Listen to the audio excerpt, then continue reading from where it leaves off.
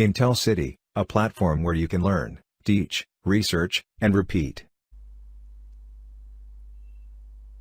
Intel city की तरफ से अब हम एक न्यू ट्यूटोरियल सीरीज बनाने जा रहे हैं, जिसमें हमने मैटलैब सॉफ्टवेयर के बारे में जो है ना एक सीरीज बनानी है। तो उस सिलसिले में जो पहली वीडियो है वो है इंट्रोडक्शन टू मैटलैब। तो ये जो मैटलैब ट्यूटोरियल है, ये इसमें हम बिगिनर से लेके एडवांस तक हम जाने की कोशिश करेंगे। तो आज हम ऐसा करते हैं कि पहले इंट्रोडक्शन लेते हैं कि what is this MATLAB software.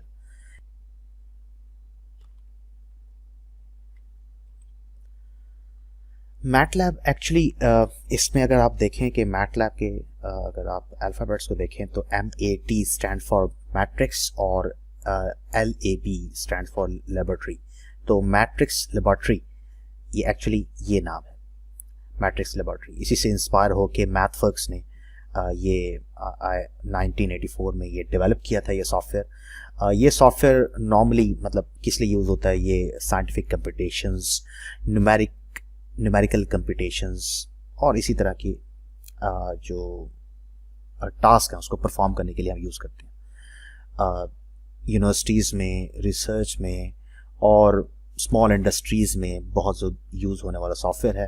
ख़ासकर जब आप एल्गोरिथम डेवलप करते हैं और उसको टेस्ट करते हैं तो ये सॉफ्टवेयर बेस्ट है इस केस में। तो मैटलैब की खासियत ये है कि आप कम लाइंस में ज़्यादा काम कर सकते हैं। तो आप अगर प्रोग्राम डेवलप करना चाहते हैं या उसमें एरर फाइंड करना चाहते हैं तो उसके लिए आपको इतना टाइम दरकार नहीं होता, लाइक C++ और फोरट्रॉन। थोड़ा सा स्लो है क्योंकि C++ और C की अगर बात करें तो वो कंपाइल्ड लैंग्वेजेस हैं, जिसमें आप पहले आपका कोड जो है वो मशीन जो आपका कोड है वो मशीन कोड में कन्वर्ट होता है, मशीन लैंग्वेज में कन्वर्ट होता है, उसके बाद फिर वो एग्जीक्यूट होता है। इसमें यह है कि डायरेक्टली आपकी हर लाइन एग्जीक्यूट हो जाएगी। तो जारी बात है अगर इंटरप्रेटेड लैंग्वेज है तो ये बेस्ट होगी फॉर टेस्टिंग पर्पस, ठीक है। और आपको मैटलैब में वेरिएबल्स डिक्लेयर करने की ज़रूरत नहीं पड़ती और आसान है, बहुत आसान है as compare to C and Fortran etcetera. तो मैटलैब हम कहाँ यूज़ कर सकते हैं? मैटलैब हम वहाँ पे यूज़ कर सकते हैं जहाँ पे हमने मैथमेटिकल कैलकुलेशंस करनी हो, जहाँ पे हमने एल्गोरिथम एक डेवलप करना और बाद में जब एल्गोरिथम हम डेवलप करें तो उसको इनपुट्स दे के अगर हम टेस्ट करना चाहें तो वो हम कर सकते हैं।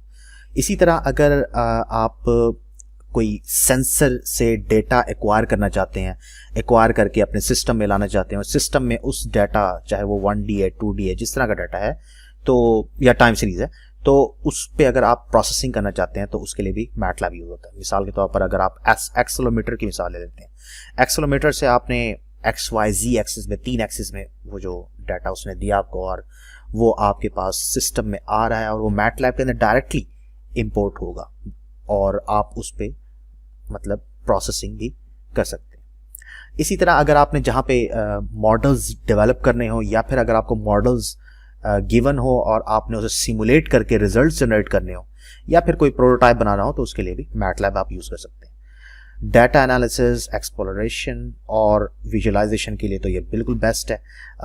विजुअलाइजेशन का मतलब ये कि जब आप इसमें आप बड़े प्रिटी ग्राफ्स भी बना सकते हैं और उसको फिर बाद में कस्टमाइज भी कर सकते हैं। तो एप्लीकेशन डेवलप भी हो जाती है, जिसकी मतलब हम अगली आने वाली वीडियोस में भी देखेंगे कि किस तरह हम GUI ग्राफिकल यूज़र इंटरफेस हम बनाते हैं। तो अगर आप कोई कोड डेवलप कर लेते हैं, एक सिस्टम डेवलप कर लेते हैं तो आप उसका एक स्टैंड अलोन GUI भी बना सकते हैं, ठीक है, जिसको आप इनपुट देंगे और आपको आउटपुट दिखाएगा। ये आप यूज़र के सामने वो कोड नहीं जाएगा, सिर्फ और सिर्फ एक फ्रंट पे एक ग्राफिकल यूज़र इंटरफेस नज़र आ रहा होगा उसे। तो GUI डेवलपमेंट के लिए भी हम इसे यूज़ कर सकते हैं। तो अगर एप्लीकेशन एरियाज़ में देखा जाए कि कहाँ कहाँ मैटलैब मतलब कौन से लोग जो है ना वो मैटलैब यूज़ कर सकते हैं, तो जो लोग image processing and computer vision से रिलेटेड हैं तो वो मैटलैब यूज़ कर सकते हैं। मैटलैब में ऐसी बहुत ज़्यादा लाइब्रेरीज़ हैं जिसमें इमेज प्रोसेसिंग और कंप्यूटर विजन के फंक्शंस पड़े हुए हैं। इसी तरह communication, signal processing, control systems, computation finance, मतलब इकोनॉमेट्रिक्स वाले लोग भी, और इसी तरह computation biology, bio informatics, autonomous system और एआई और मशीन लर्निंग, डीप लर्निंग से रिलेटेड जो लोग हैं वो भी इसे यूज़ कर सकते हैं। रिसेंटली मैटलैब में FPGA, ASIC और SOC डेवलपमेंट के जो फंक्शंस हैं वो भी इंट्रोड्यूस करवाए गए हैं, और अब आप FPGA को हार्डवेयर इन द लूप करके भी और वैसे भी आप इसमें सिमुलेट या मॉडल भी कर सकते हैं। तो FPGA के साथ आप इसको इंटरफेस भी कर सकते हैं। तो अगर आप लोग इन फील्ड्स में, मतलब ये सिर्फ और सिर्फ मैंने कुछ फील्ड्स बताई हैं, कुछ सब्जेक्ट्स बताए हैं और कुछ मतलब एक्सपर्टीज बताई हैं जिसमें जिसको अगर आप मैटलैब यूज़ करना चाहते हैं और आप इन्हीं फील्ड्स में से अगर एक्सपर्ट हैं तो आप यूज़ कर सकते हैं।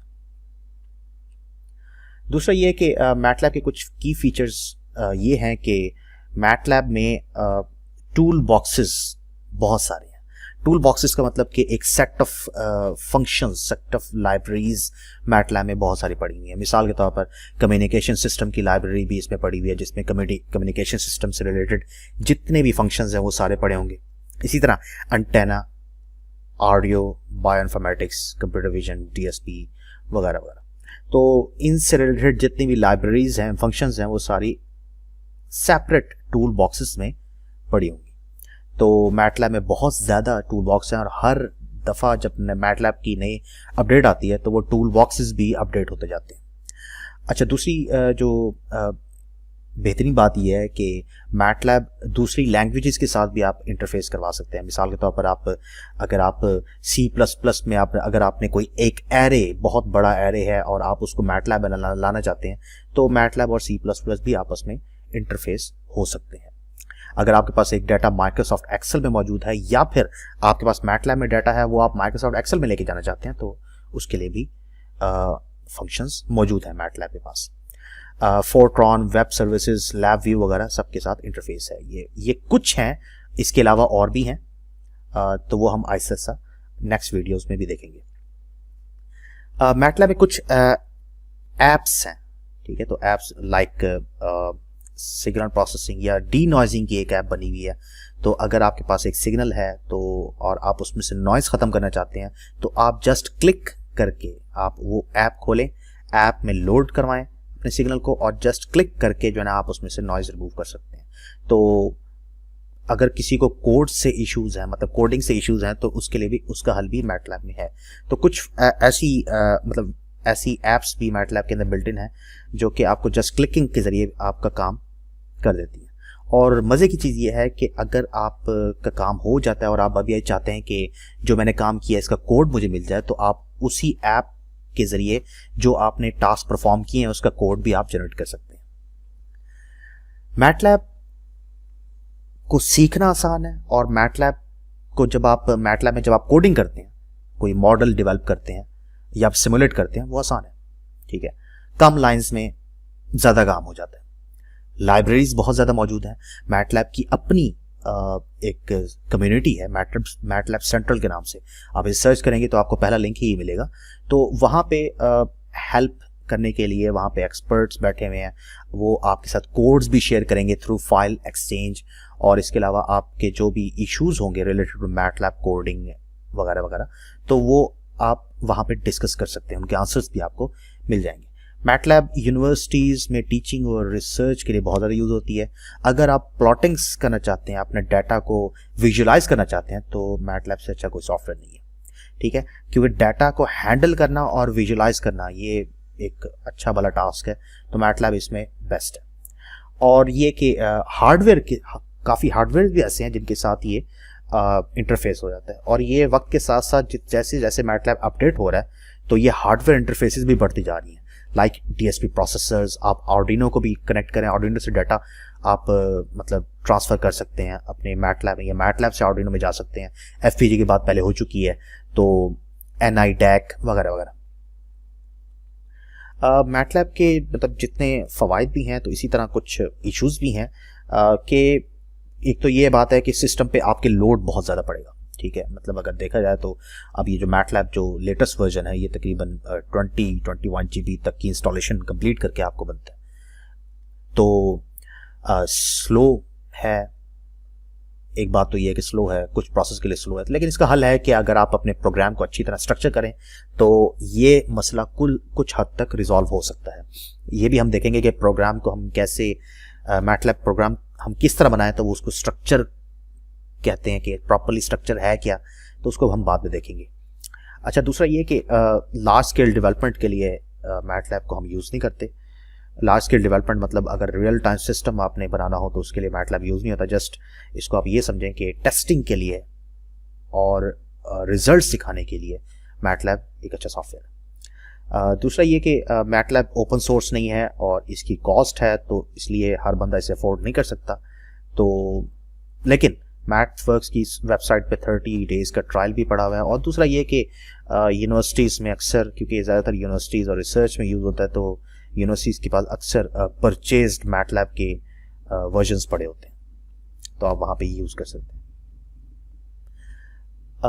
पहली बात तो ये है कि मैटलैब को समझने के लिए जो है ना, एक सिंपल सी चीज़ है कि एक तो ये इंटरप्रेटेड लैंग्वेज है, ये कंपाइलर नहीं है, कंपाइल्ड लैंग्वेज नहीं है, ठीक है। इसमें पॉइंटर्स नहीं होंगे, इसमें आपको वेरिएबल को डिक्लेयर नहीं करना पड़ेगा, इसमें आपको ये भी नहीं बताना पड़ेगा कि जो मैट्रिक्स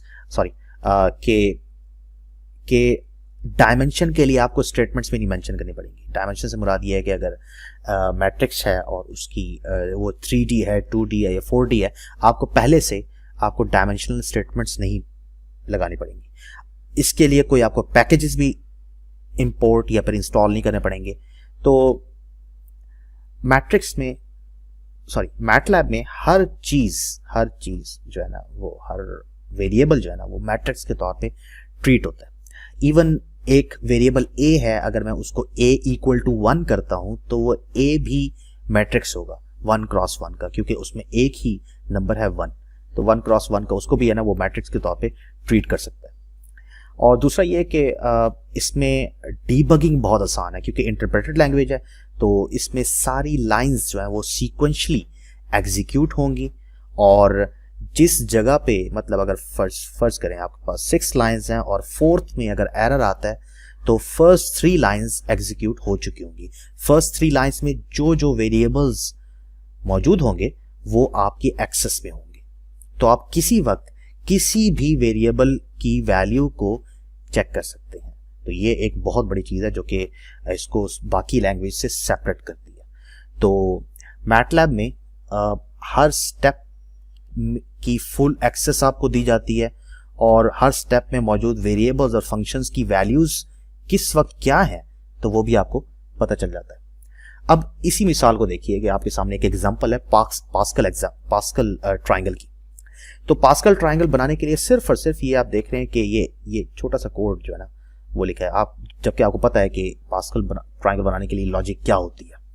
तो जस्ट एक वाइल की स्टेटमेंट लिखी है और ये मैटलैब का इतना छोटा सा कोड जो है ना वो आपको पास्कल ट्रायंगल बना के दे सकता है। जस्ट यहाँ पे आपने 10, 12 जितना बड़ा आप पास्कल ट्रायंगल बनाना चाहते हैं वो आप यहाँ पे मेंशन करें और आपको बना के देगा।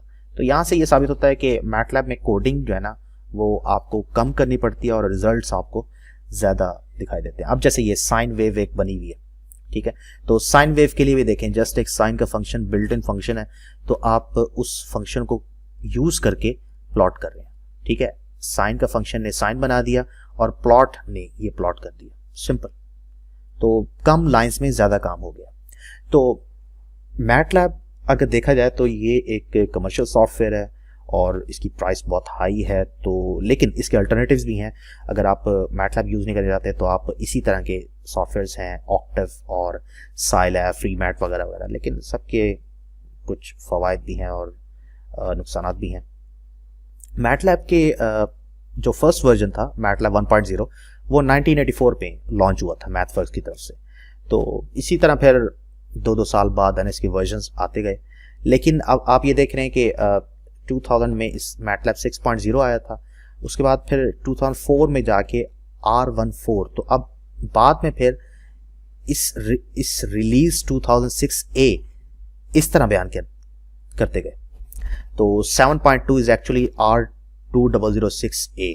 तो इसके बाद फिर मैटलैब ने मैथवर्क्स ने साल में 2 वर्जन्स निकालना शुरू कर दिए। एक को वो जो कि वो मार्च अप्रैल में रिलीज करते थे, मार्च अप्रैल की रिलीज़ को वो ए वर्जन कहते थे, और इसी तरह सितंबर अक्टूबर की जो रिलीज़ है उसको वो बी वर्जन कहते थे।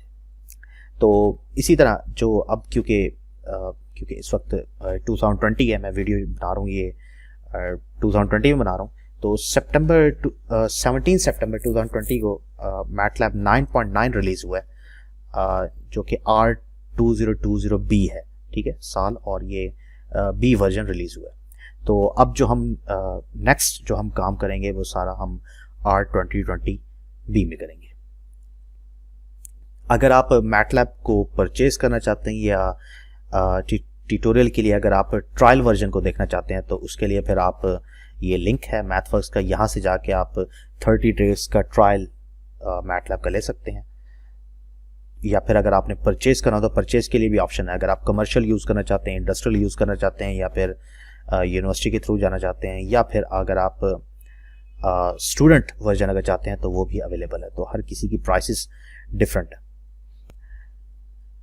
नेक्स्ट वीडियो मैटलैब की, अभी तो ये शॉर्ट सा इंट्रोडक्शन था, तो अब नेक्स्ट वीडियो हम बनाएंगे कि मैटलैब का एनवायरनमेंट होता क्या है, और एनवायरनमेंट के अंदर मतलब कि मैटलैब की जो ग्राफिकल यूज़र इंटरफेस है उसको समझने की कोशिश करेंगे।